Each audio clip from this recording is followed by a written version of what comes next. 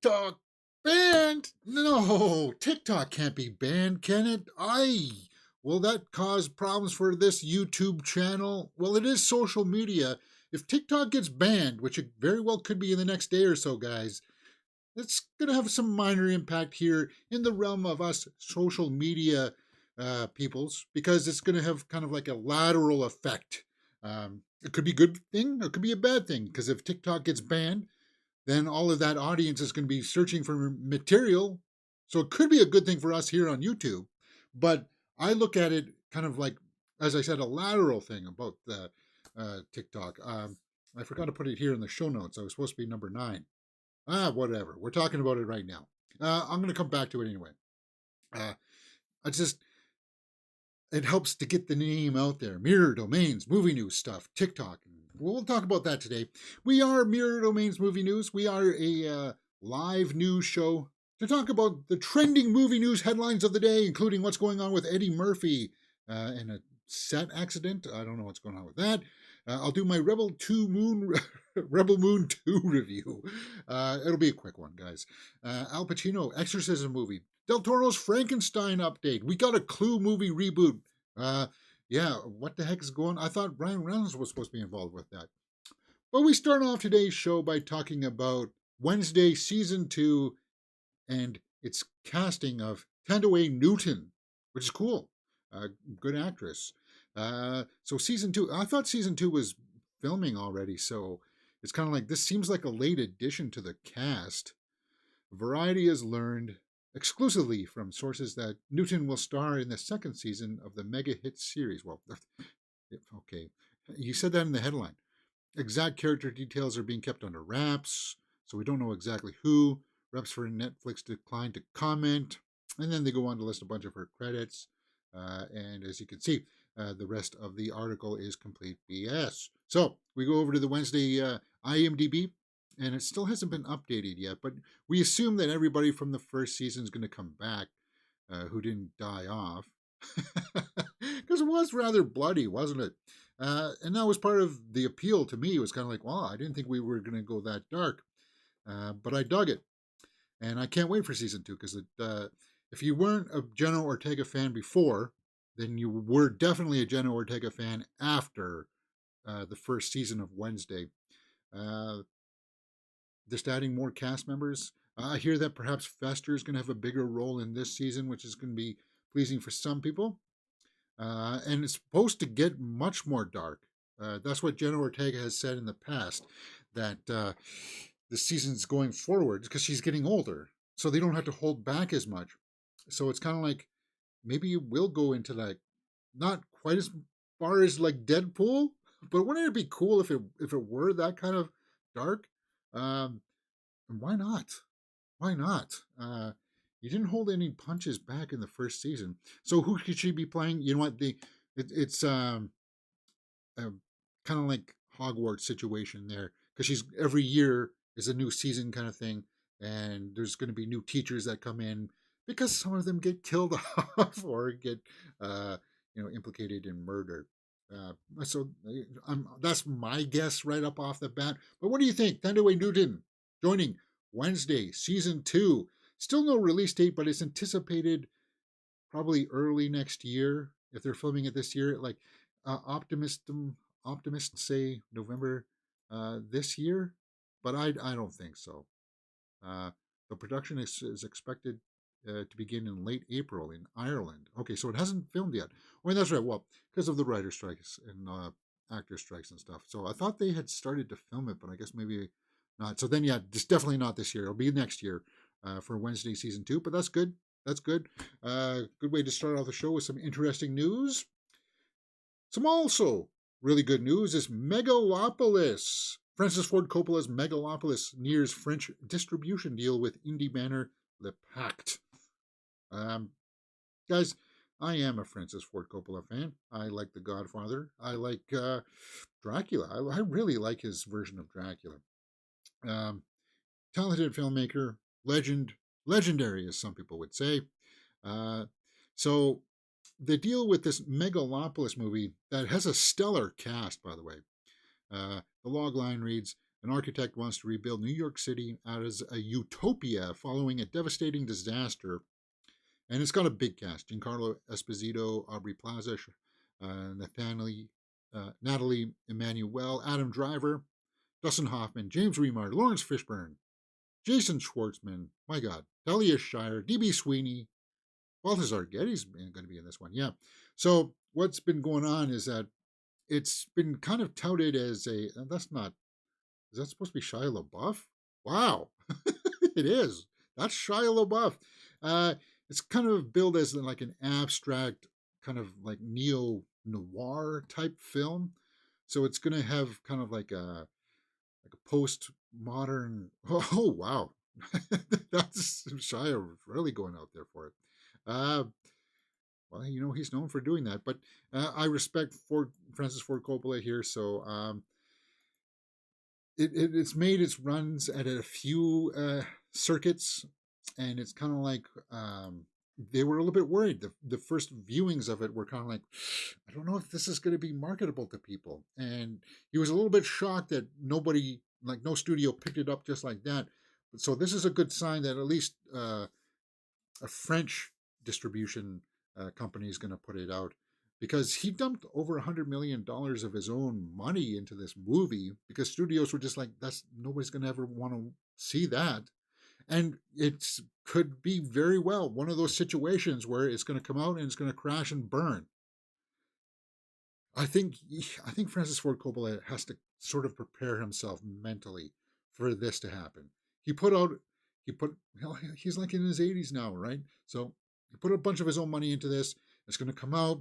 It may not make a whole lot of money, but I think over time, it's just going to be one of those pieces of art where you'll be like, oh, I don't know if I like that. I can understand what they're doing with it, but then over time, it'll find its audience. That's what I'm hoping. But the most ideal thing to happen is that it comes out and people just start talking about it. Like, wow, you got to check out this movie. You wouldn't believe what's going on in this Megalopolis movie, man. You got to go check it out in the theaters. That's what you want to ideally happen, right? Because it is over $100 million. Even abstract movies that win all the awards, like Poor Things, don't make over $100 million. Well, if they do, then it's just barely. Like it's not anything huge and substantial. So he was putting a lot on the line. So I'll keep my eye on that one for sure, because I want it to succeed. Our Glass Viking says it would have been better for a Wednesday 2 release in October, Ireland, the home of Halloween.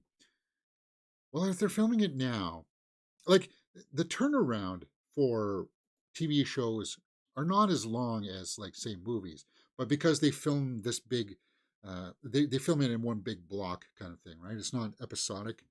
Uh, it's possible that maybe we could see it out in the fall, like you hear about tales of like when shows were like 25 episode seasons, and like for Star Trek and stuff, where it's kind of like every day you're just from beginning to end, you're just nonstop working on scenes and shooting stuff. It can be done. I'm a little bit skeptical if it will come out this year for sure. But if it, we'll watch it, and we'll do full live watch-alongs for it when it comes out, because we did full live watch-alongs for the first season, and that was really awesome. Okay, where are we at? Eddie Murphy is in the headlines, and not for good reasons. Well, not for him, but for the movie that he's working on. Several crew members injured on set of Eddie Murphy movie The Pickup. Guys, this is not a good trend that we've been seeing. Of course, there's that big Rust scenario that happened with Alec Baldwin's picture, where somebody ended up dead. But then you hear other things from other movies where, hey, when you're doing stunts, of course, there's that element of people getting injured.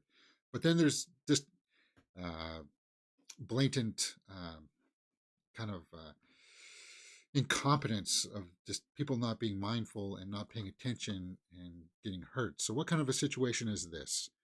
Several crew members were injured during filming of an action sequence on set. Okay, so it was during an action sequence.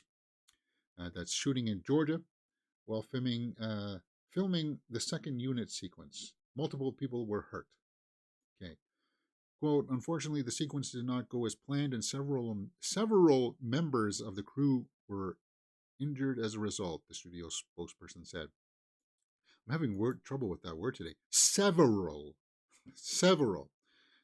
That a truck locked up and crashed unexpectedly into a car. Eesh.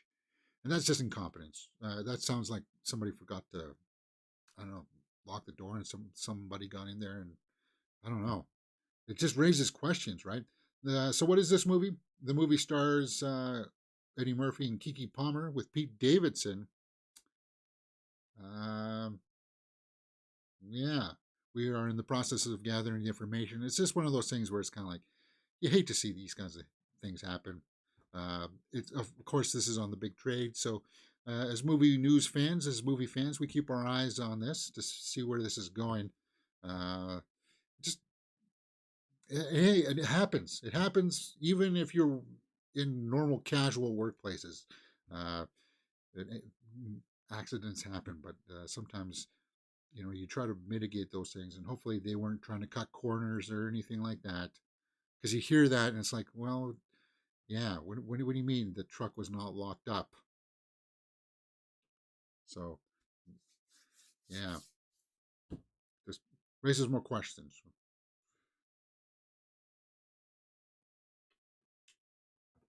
Okay, guys, this is not going to be a pleasant experience. So I'm going to try to get through it as quickly as I can. And that's my review for Rebel Moon 2, The Scar Giver. So I actually sat down and watched Rebel Moon Part 2 yesterday, and I was reluctant, was the politest way of saying it.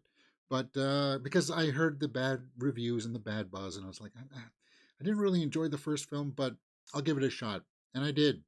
And my glaring observations right up off the bat, guys, is that why is this all about farming wheat and then to have that storyline jettisoned towards the end for the sake of vengeance? And it's muddled and riddled with a whole bunch of exposition and backstory told in flashbacks. The pacing of this film is all over the place. The characters are not exciting. It's a brutal film to endure. The acting, I'll give this. They are trying. Like you can tell that the actors are somewhat competent in what they were doing, but it's the execution of the story, and I put that all on Zack Snyder because I posted like a quick little story on the Instagram. I was like, we're 40 minutes into this, and they're still farming wheat.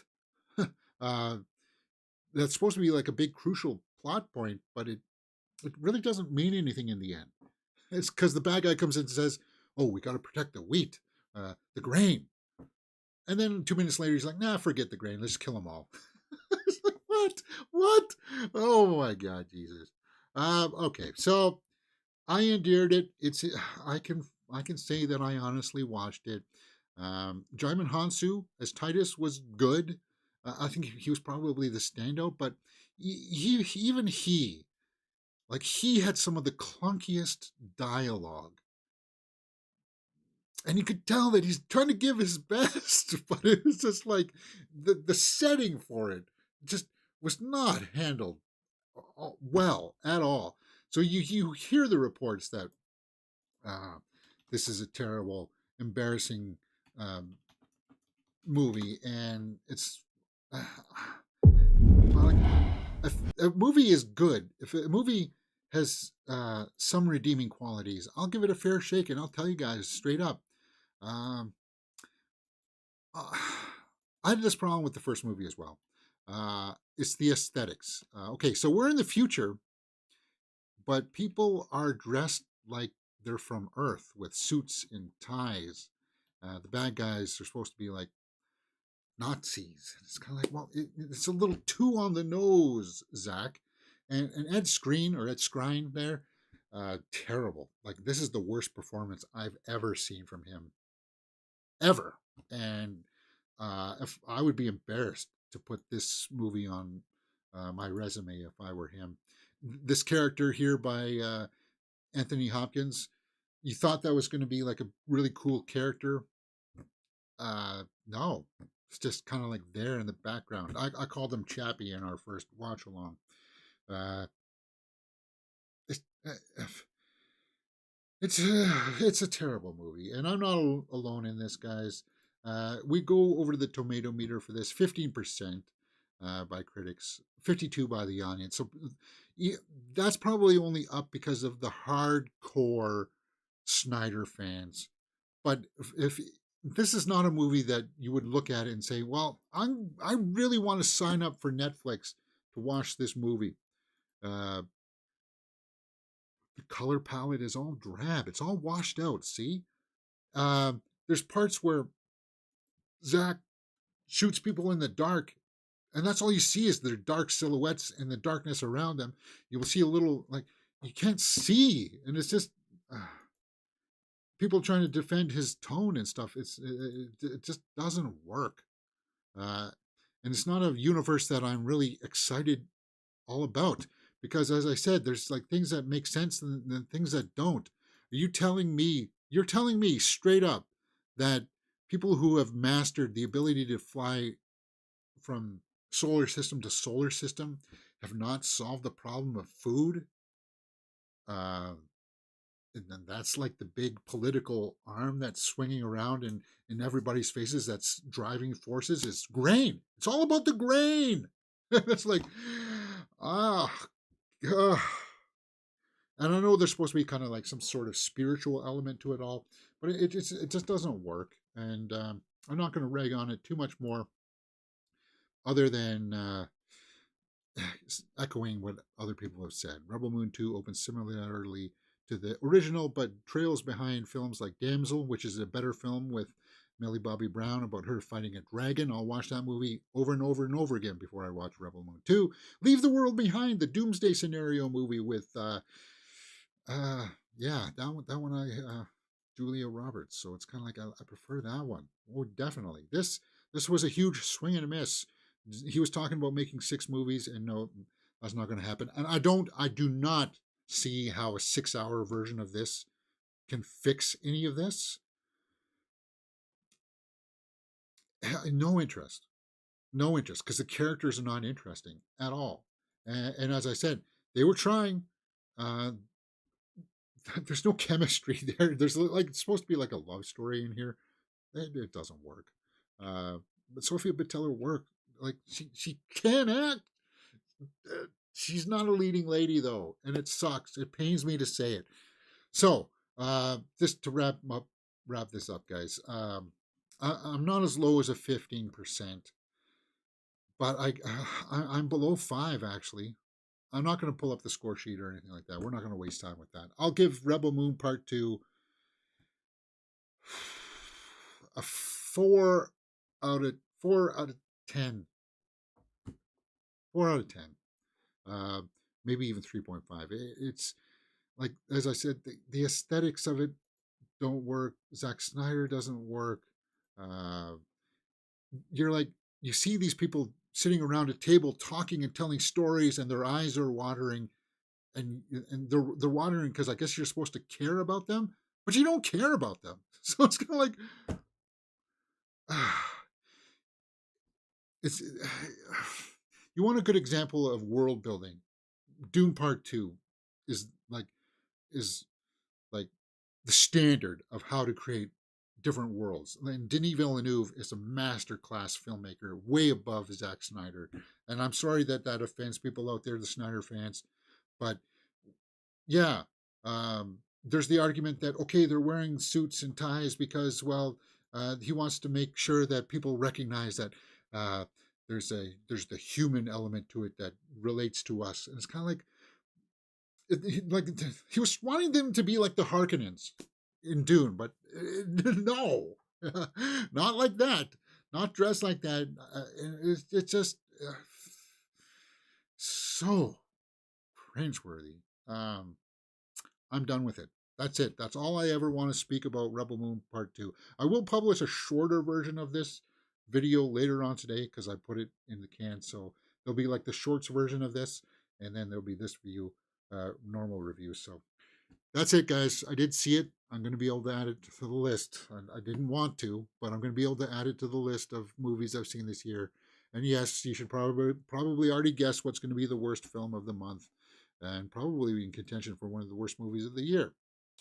So, if you like this kind of stuff, hey, we talk movies here all the time. We watch trailer reactions for things like Deadpool and Wolverine, Jennifer Lopez's Netflix Atlas movie, The Watchers. We did full series reactions for Fallout, Reacher, season 1 and 2. Both great series.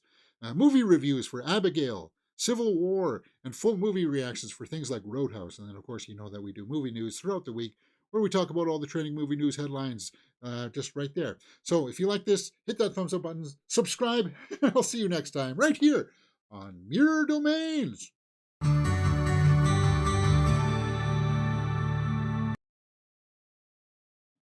Okay, let's take some live comments. Yeah, we're doing this live, so it gives us some flexibility in doing these things. Pull up the YouTube chat there, James. Oop, not that one. Not the Twitch chat. There we go. Our glass he says, yeah, the wheat ends up getting blown to smithereens in Rebel Moon Part 2. Yeah, they made such a big, because he spent like 45 minutes building it up and saying that this is the most important thing that's going to protect us, right? It's like, uh,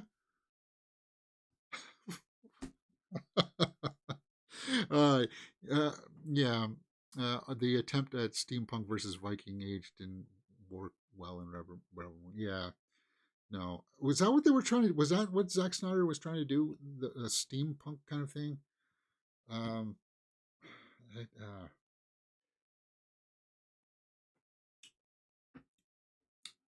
and I was hoping that it would land. I was really hoping that it would, but it didn't. So there we go. Rebel Moon Part 2. Whoops, wrong button, James. Let's move on. Let's wash that gross taste out of our mouth. And you know the.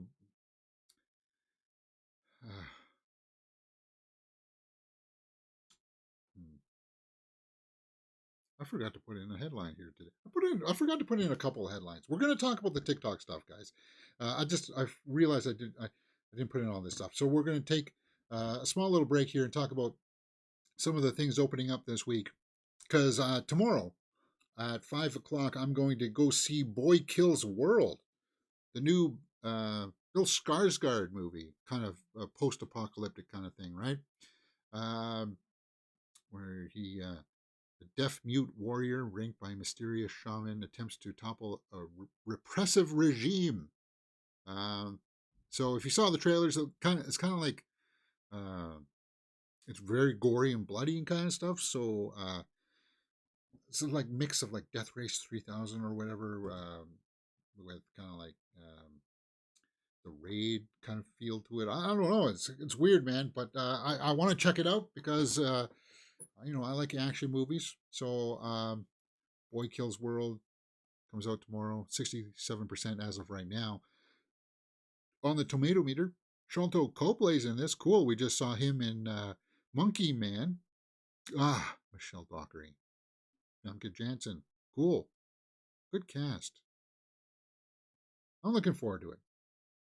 Stars as the boy who vows revenge after his family is murdered by Hilda van Kerkhoy, a deranged matriarch of a post-apocalyptic dynasty. Yeah, so really far out there ideas. An hour and 51 minutes. Cool. So I'm seeing that tomorrow. Boy Kills World. And then Challengers opens up this weekend. This will be the big one that everybody's going to probably go see because of Zendaya. I'm not a Luca Guadagnino fan, so this will be secondary on my list. But I am going to be watching it for this guy, Mike Feist. Mike Faced. I hear good things about him. Um, Whoop, that's not a very good picture. Why is that so small? There we go. What's this one for? The Bike Riders. So he's going to be in the Bike Riders as well. Yeah, somebody said that he should have been the Bob Dylan instead of Timothée Chalamet. No, no, it was he should have been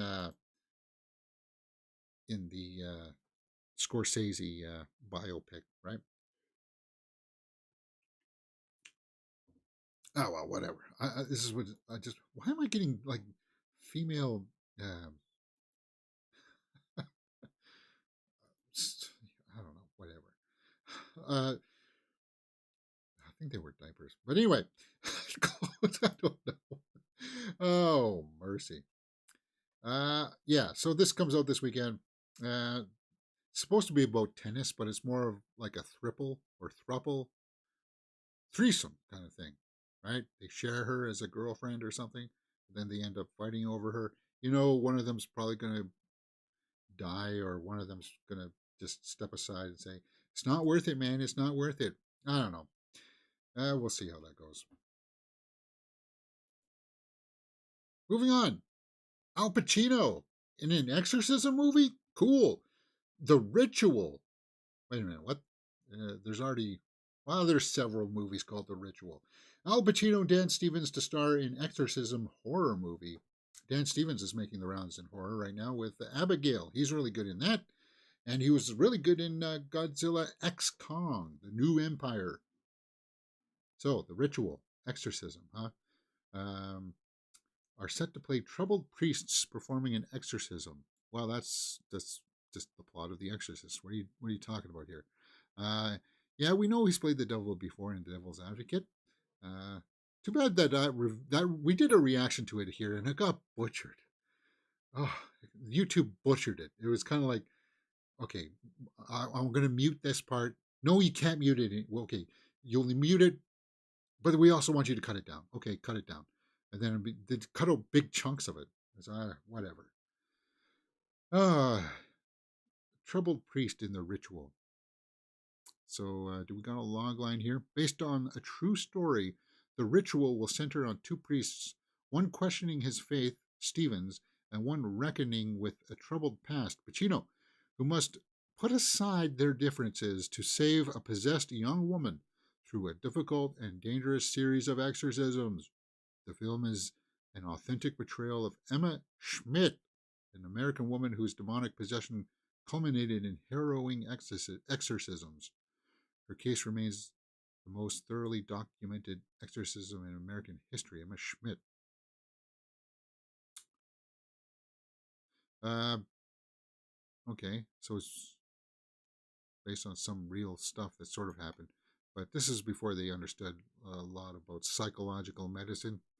I don't know if they're going to take that route. But, and you know how this type of movie is probably going to go. They'll be going to do the exorcism. One will be skeptical about it. They'll try to trick it.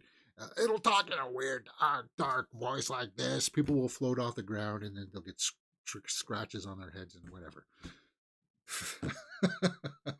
They'll thwart the evil at the end by championing God, right? So it's nothing really new. Pacino's in his 80s now, and he's looking it, man. If you saw Pacino at the Oscars this year, eesh, I don't know how that's going to work. Dan Stevens, though, and Al Pacino's a legend, so I'll give it a fair shake, I suppose. Arglass says, oh yeah, okay, we got those ones. Well, let's keep on with the horror news. Guillermo del Toro is one of my favorite directors of all time. He's right now in the top 5 for sure. Guillermo del Toro teases Frankenstein's major plot with new set photo. Major plot. So, um, I so wanted Andrew Garfield to play the monster. He was going to, and then he had to drop out, and now we're getting Jacob Elordi as the Frankenstein monster, right? And is it Oscar Isaac as Dr. Frankenstein? So, what do we got here? Two of my favorite Danes. Two of your favorite Danes. So yeah, looks like we know that they go up north, and Frankenstein follows them up there. Uh, the monster does, at least, right? It's aesthetically, Del Toro is a master. He puts so much craftsmanship and work into the aesthetic. It's going to look beautiful. Um, New set photo. So we know that they go up there. So that's not really a big deal. Um, Thought I pulled the IMDb on that, but perhaps I didn't.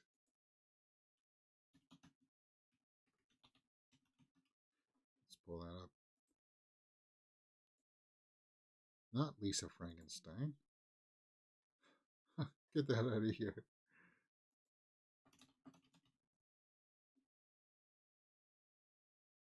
There we go. 2025. Sorry about that. Uh, yeah, Oscar Isaac is the doctor. Mia Goth is also in this, and Jacob Elordi's the monster. Christoph Waltz, Charles Dance, David Bradley. Yeah, David Bradley is like one of his go-to guys, right? Kind of like, uh, how James Cameron had like Bill Paxton kind of thing, people that they always work with. Um, Nolan had his Michael Caine, that kind of person. David Bradley always good work. He was the best part of Pinocchio. Actually, his performance vocally was breathtaking. Lars Mikkelsen, Grand Admiral Thrawn himself, is going to be in this. Ralph Ineson, always good. Is it Innocent or Ineson? I've heard it pronounced both. I want to hear. I need to find an interview where he pronounces it himself. Charles Dance, Mia Goth, Oscar Isaac. Really looking forward to it. There's a set photo. Cool. And Del Toro is just a master of um, research, getting to know the lore. He does a lot of research before beginning these projects, and all of that work pays off on the screen, for sure. Again, what's with the diapers, man? I don't have a problem here. What are you insinuating? Sorry, IMDb has got some weird ads. So yeah, there's the ship. That's just part of the story. If you ever read it, you know that they go up north and they try to. Okay, all right, that's it. I can't handle it. But I am looking forward to it. So expected 2025. I heard like early 2025. So we'll see. Frankenstein. What do you think?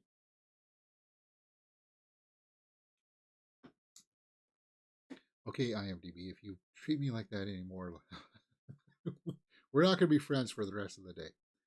All right. New Clue movie.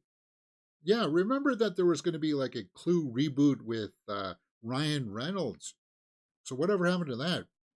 New Clue movie and TV series in the works after Sony acquires the rights. So I guess they lost the rights, and they must have. If Sony's now acquiring the rights, whatever project that Ryan Reynolds was trying to work on is probably shelved, right? TV series. Um, And from what I understood, that Ryan Reynolds one was going to be like worldly. It was going to go all over the world. It's like, what?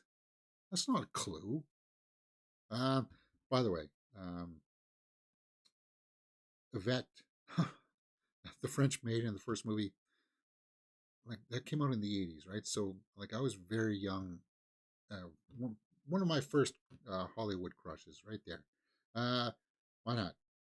Um, Sony is the perfect partner to adapt a property as culturally impactful and mystery defining as Clue. Gabriel Brown, Catherine Pope, and their team are tremendous creative collaborators and ideal partners to help us figure out, after 75 years, if it was a Colonel Mustard in the conservatory with the candlestick. Uh, Colleen Camp was, yeah, that's her. Well, and of course, uh, yeah, the legendary Tim Curry. The whole cast was good.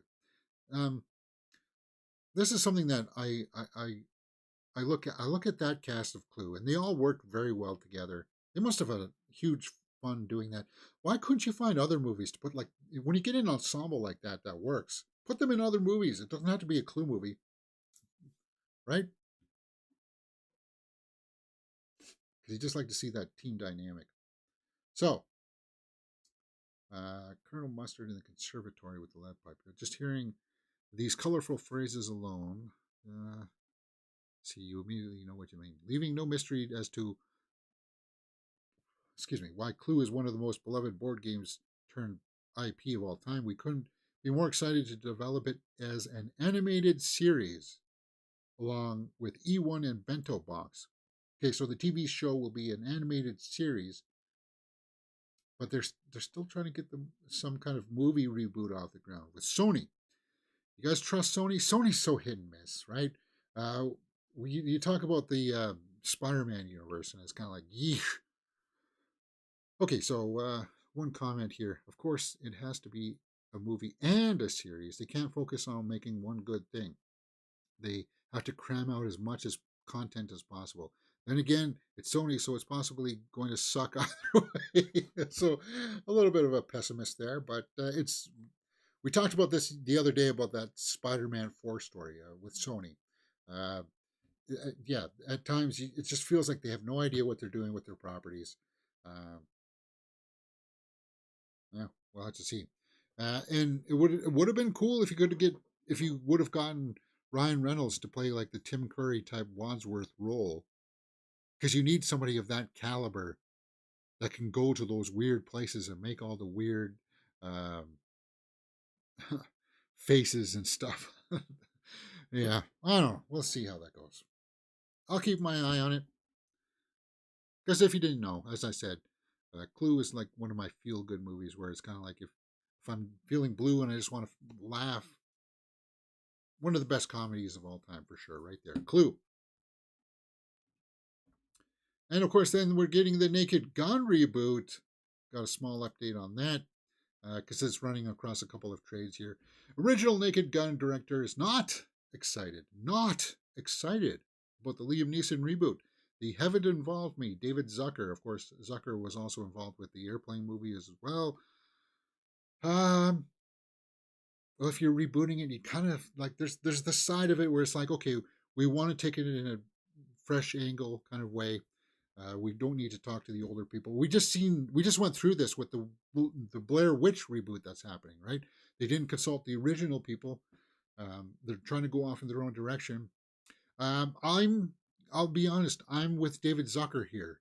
I'm a big Liam Neeson fan, but I think that they're going to pull back with some of their punches and not go like if there's not a scene where Liam Neeson is hanging from some statues things, like if they don't go to that level, then there's no point in making this reboot kind of thing because that's that's how bizarre the original Naked Gun went, and you got to go there. You got to go there. And in today's climate, I don't know if you can do that. Um, it's going to be all softballs, and it'd be kind of like, yeah. But I'm holding hope. I got my fingers crossed on it.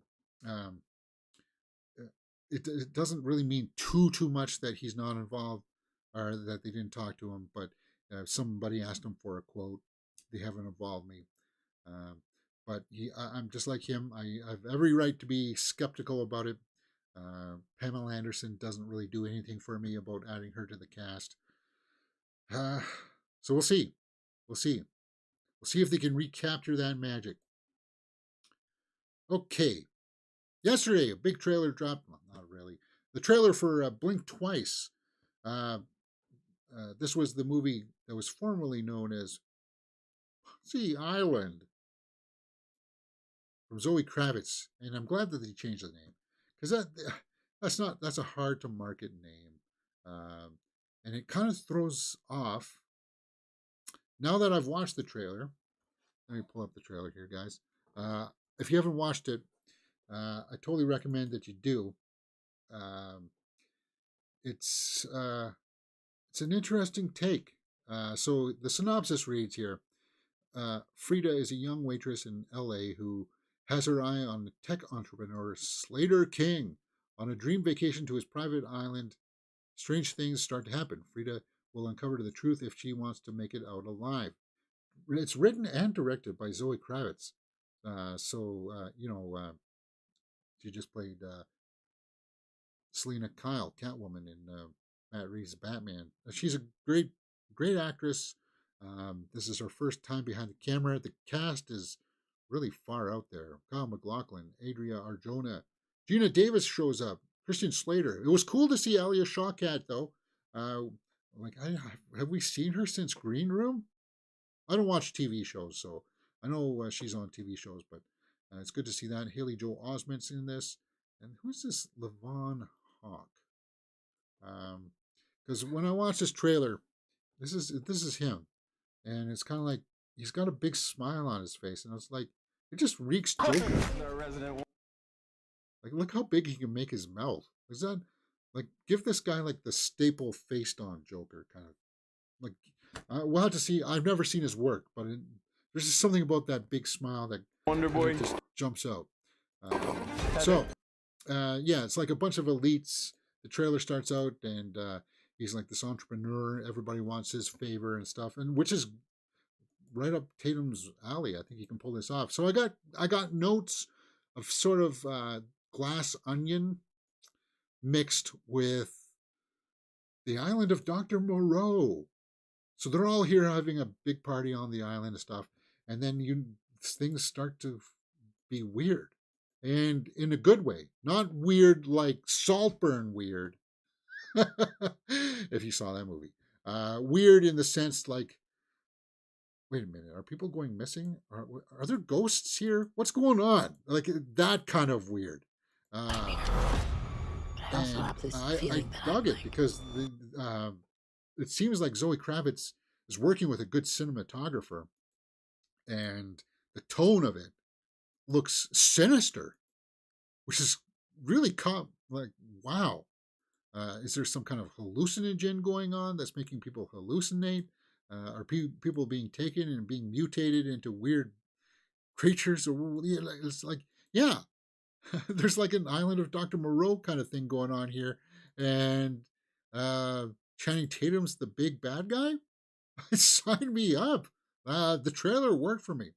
There's no point in doing a trailer reactions for it because nobody's really going to know about it. But I am happy that they changed the name, because think about it. If you got something dark and sinister in tone like this, and you name it something like Pussy Island, it just no. You got to rename it. It's got to be more marketable. Now, does Blink Twice any better? It doesn't really tell you that much, right? But we'll see. Let's see what people are saying in the comments. This looks like an incredible. This looks incredible for a debut directing role. Yeah, they made the Epstein. Oh, yeah, well, there's going to be comparisons to that guy as well. But I don't think it's like that. I think it's a little bit more dark. Christian Slater's back. I missed him. Yeah, it was cool seeing Christian Slater. I feel like the Glass Onion mystery. Yeah, I said that. I feel I've seen this movie before? Question mark. Yeah, pun intended. Midsummer. No, I didn't get Midsummer vibes. Got let's respond to that. Dr. Moreau. Hopefully I spelled that right. Like that. Yeah. There's my response. Yeah, she directs now, Channing. So and just like Chris Hemsworth playing like villains, this is going to be interesting for me to see Channing Tatum take on this type of role. Kind of like look at that grin there. There's something sinister there, right? Like he's got something else going on in the back of his mind as he's doing his things. So Blink Twice, guys. What did you think about that trailer? Did you check it out? I'm really kind of curious about this. August 23rd, Blink Twice. The trailer sold me. Did you check it out? Let me know in the comments below. All right. So, are we finally to our TikTok story, James? Not yet. We got some hit or miss. No, let's let's do the TikTok, and then we'll go on to the hit or miss, because I completely forgot to put in that as our. It was supposed to be right down here. Whatever. All right, TikTok ban.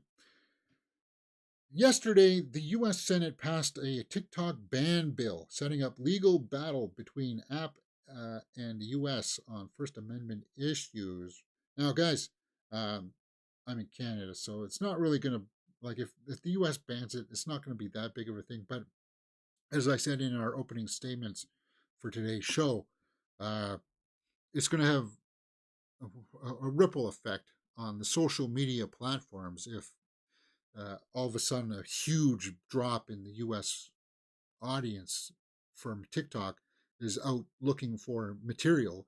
It's going to waft over, well, to channels like mine across different platforms. So it's kind of like I want to see that could be good, it could be bad. It's bad if you live in the States and you make your living off TikTok, showing your butt dancing around and stuff like that. Sorry. Yes, that's what you mostly see. That's mostly what I see on TikTok. It's like, here's my outfit of the day. Turn around and jiggle the butt. And it's like, huh. Well, okay. So, there's cute dog and cat videos. That also comes up in my feed. Uh, I'm just taking a little bit of shade there for TikTok. To tell you the truth, if it goes the way of the dodo, it's no. I'm not going to lose sleep over it. As I said, it's good for just getting the name out there, and I do have the symbol there in our banner here that you can see, but it helps get out the name. And if it goes bye bye, so what? Hopefully, because they use different algorithms than what YouTube does. I don't understand how YouTube, like some of the shorts that I published yesterday about like the worst line and stuff like that, have skyrocketed on Facebook and TikTok, and they done, the numbers are so much better on them than here on YouTube, and I don't get it, because on YouTube my channel has been like really streamlined, movie news, movie stuff. It's all about movies and stuff like that, right? So it's kind of like it should be, every video that I put out should be put out to movie fans and movie pundits and people who like to talk about movies. It should be all about, but YouTube's algorithm just, it's, I've said it countless times. You go to YouTube and let's type in movie news. This is what you get. It's like, oh hey, I am there. What are you? How about that? Good. But well, that's rare. Maybe it's because it was in my history or something. But you see, you get stuff from like a month ago, 2 days ago for the Wolverine stuff. You get some CNN stuff, and then it's kind of like, ugh, well, the Watchers trailer, cool. See, the Watchers trailer got 4.6 million views. Why didn't my trailer reaction get more than that? How many people are reacting to that? I don't know. What the heck is this? John Cena as the Terminator?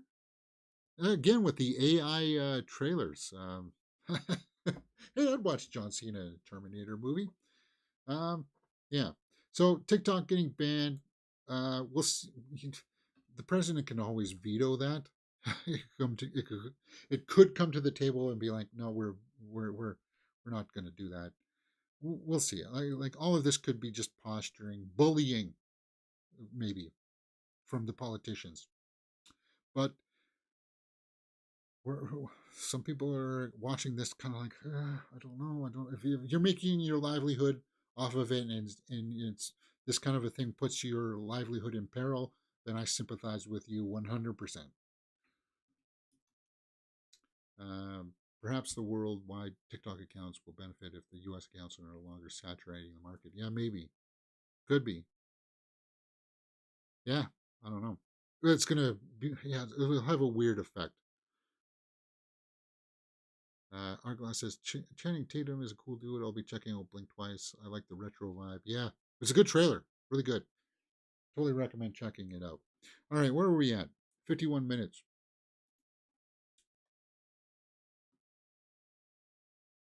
Let's go on to some hit or miss. If it's a hit, we'll talk about it. If it's a miss, we'll move on. Ryan Gosling says he doubts there will be a Nice Guy sequel after getting destroyed by Angry Birds at the box office. I like The Nice Guys. It's got a lot of fun jokes in there. And yeah, I don't find myself going back to revisit it, though. It's not like one of the big standout comedies. It's very Shane Black because he directed it. Um, Ryan Gosling and Russell Crowe were the best parts. Like they bounced off of each other very well. Uh, it was the kind of place where Shane Black's humor worked, kind of stuff, right? And Predator, no, it didn't work. Shane Black, but it worked for that, and I would have been open to seeing a sequel. But it seems like Gosling saying no because at the time Angry Birds buried it at the box office. Sid Hatrack. That's all I'll say. Next, HBO's Game of Thrones spinoff 10,000 Ships inspired by Moses and focusing on Queen Nymeria gets docked. It's gone shelved. Okay, good. You know what? I don't care about the fleet, the armada. Yeah, there's certain aspects of this. Again, talking about oversaturating the market with stuff. I'm glad to see the people behind the creative forces of Game of Thrones are starting to pull back on some of the reins on this stuff. Like they shelved the Jon Snow spinoff. They're shelving this because they shot the pilot for Naomi Watts's series, and they looked at it and said, "No, this is this is subpar. This is not working. It's not interesting. Maybe I'm not really. I was never really interested in this storyline. 10,000 ships. Uh, yeah. So when you do stuff like this, it dilutes the brand. And unfortunately, Star Wars, with all of their TV series, and Marvel, are learning that when you pollute the brand with junk, uh, people just don't get excited about the big stuff that they should be excited about, right? Now, I am still on board with House of the Dragon. So it's kind of like House of the Dragon comes out this summer, and we will be doing full live watch alongs for that when it comes out. But because we are fans of, I was a fan of the last season of Game of Thrones. I know that a lot of people weren't because of the way that it wrapped up, or because it was so dark you couldn't see anything. But I think over time people will soften to it. I think they will. All right. Is that it? Is that all I had? Uh, The movie critic report sheds light on the scrap movie, including a possible role for young Quentin Tarantino. What? Young Quentin Tarantino? No, I'm not on board with that. So he scrapped the movie, where I guess, yeah, Clint Booth there or whatever would have returned to the big screen. Um, Whatever. Based on a guy who really lived but was never really famous. He used to write movie reviews for an adult magazine. That's what it was going to be about. Uh, That way, Tarantino could bring back some of the stars of his earlier work to reprise their iconic characters in the movie and within movie moments, or to play fictional versions of themselves as actors who played those characters. So it would have been very meta. There had been rumors that Tom Cruise might make an appearance in the movie critic.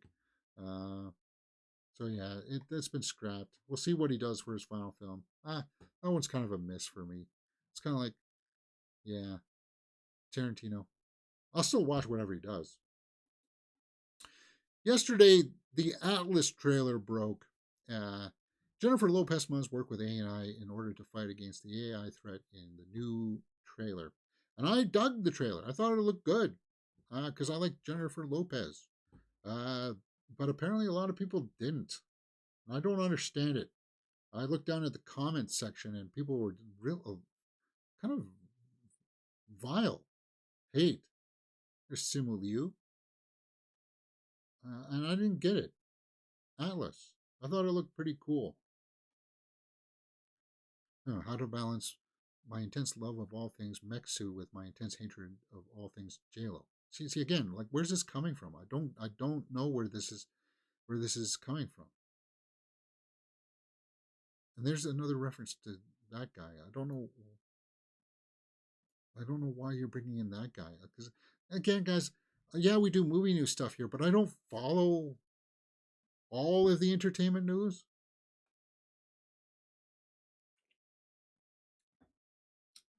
So, especially when it comes to legal stuff, like I know his place got raided and stuff like that. So it's kind of like he's not part of this movie. He was not part in developing this. He's not executive producing this. So it's kind of like I don't see the how people or why people are doing the comparison. Like Angry Joe even did a reaction to it. I called. And let's see what his comment sections are. Right. No, we have Titanfall movie at home. Okay. Yo, Titanfall, mind if I copy your homework? I don't know what Titanfall is. That a video game?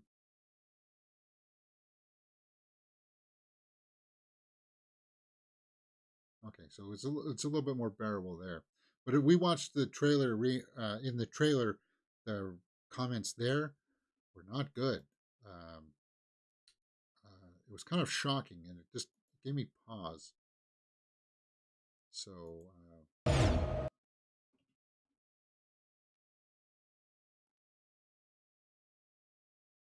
maybe they deleted a bunch of stuff because it was really gross stuff.